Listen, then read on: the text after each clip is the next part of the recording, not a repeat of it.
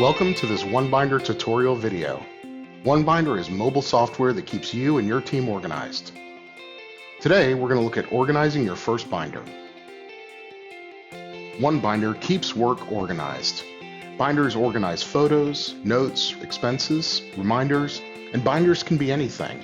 You can use them to manage projects, jobs, properties, even products. Whatever you need to organize, OneBinder can do it. Creating a binder is easy. Just click the plus button, add a binder, and all you need is a name.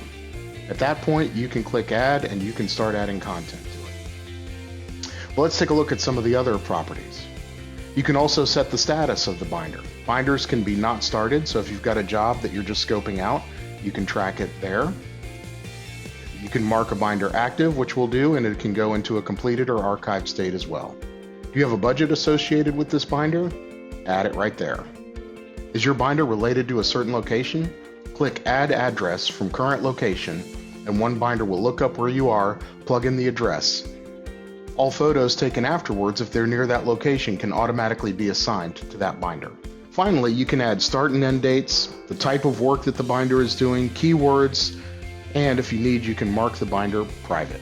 Congratulations, you've just created your first binder. Go ahead and add notes and photos to it, and you're ready to go. OneBinder is easy to use, organized, and collaborative, which means it can support virtually any business that benefits from tracking information in real time. Interested in finding out more about OneBinder or starting your subscription? Visit us at onebinder.com.